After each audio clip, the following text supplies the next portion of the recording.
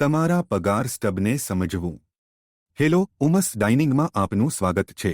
આ વિડિયોમાં અમે તમારા પગાર સ્ટબ વિશે ચર્ચા કરીશું. જો તમારી પાસે તે છે તો અનુસરવા માટે તમારા પગાર સ્ટબને લાવો. પ્રશ્નો હોય તો મેનેજરને પૂછો અથવા કેમ્પસ સેન્ટરમાં HR ઓફિસની મુલાકાત લો. જો અંગ્રેજી તમારી માતૃભાષા ન હોય તો મદદ માંગવામાં અચકાશો નહીં. તમે કોઈને અનુવાદ માટે બોલાવી શકો છો અથવા તમારા મેનેજરની મદદ લઈ શકો છો. ચાલો પ્રારંભ કરીએ. પે સ્ટબ શું છે? દર 2 અઠવાડિયે તમને તમારા કામ માટે પગાર મળે છે. તમારો પગાર સ્ટબ તમને તમારા પગાર વિશે બધું બતાવે છે. 1. તમારી વ્યક્તિગત માહિતી. 2.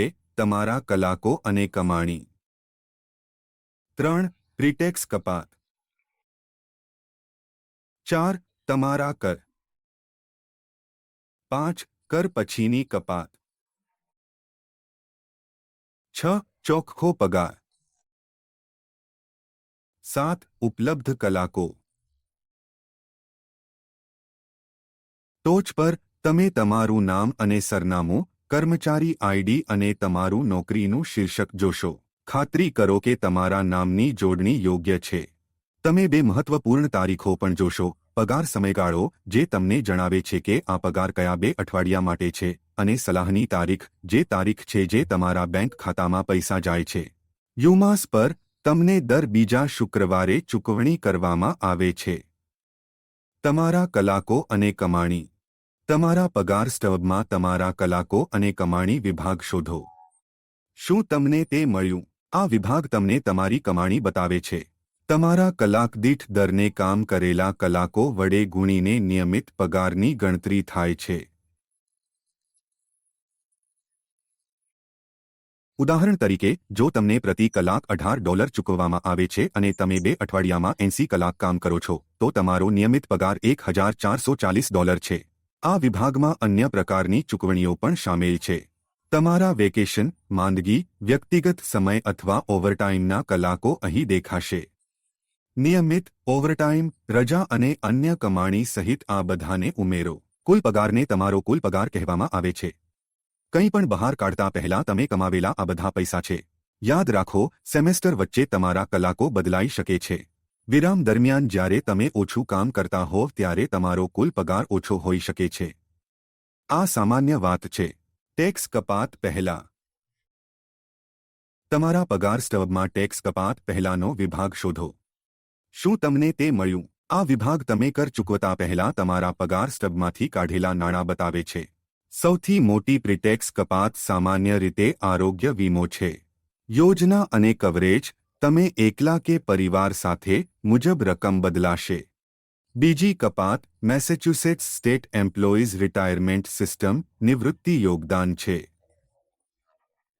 રાજ્ય તમારા પગારના 9 થી 12% બચાવે છે, જે તમને નિવૃત્તિ પછી માસિક ચૂકવાશે. આ કાયદાકીય જરૂરિયાત છે અને તેને રોકી શકાતી નથી. જો તમે કેમ્પસમાં પાર્કિંગ સ્પોટ માટે ચૂકવણી કરી રહ્યા છો, તો તમારી ચૂકવણી આ વિભાગમાં પણ દેખાશે. કર. શું તમને કરવેરા લેબલ કરેલો વિભાગ મળ્યો? સરસ. યુનાઇટેડ સ્ટેટ્સમાં પૈસા કમાવનાર દરેક વ્યક્તિએ કર ચૂકવવો આવશ્યક છે. રસ્તાઓ, શાળાઓ, હોસ્પિટલો અને સરકારી સેવાઓ માટે કર ચૂકવે છે. તમે 2 પ્રકારના કર ચૂકવશો: કર જે ફેડરલ સરકારને જાય છે અને કર જે મેસેચ્યુસેટ્સ રાજ્યમાં જાય છે. જો તમને તમારા કર વિશે પ્રશ્નો હોય તો HR ઓફિસમાં આવો. કર પછીની કપાત. કૃપા કરીને આફ્ટર ટેક્સ ડિડક્શન વિભાગ શોધો. તૈયાર છે. કરની ગણતરી કર્યા પછી થોડી વધુ કપાત થઈ શકે છે.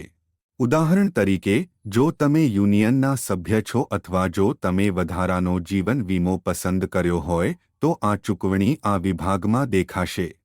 તમારો ચોખ્ખો પગાર. આ તે નંબર છે જે દરેક વ્યક્તિ જોવા માંગે છે: તમારો ચોખ્ખો પગાર. આ તે પૈસા છે જે ખરેખર તમારા બેંક ખાતામાં જાય છે. તે કેવી રીતે કાર્ય કરે છે તે અહીં છે. તમારા કુલ પગારથી પ્રારંભ કરો. પૂર્વકર કપાત, કર અને કર પછીની કપાતની બાદબાકી કરો. જે બાકી છે તે તમારો ચોખ્ખો પગાર છે. જો તમારો ચોખ્ખો પગાર બદલાય છે, તો તમારી જાતને પૂછો, શું મેં જુદા જુદા કલાકો કામ કર્યું હતું?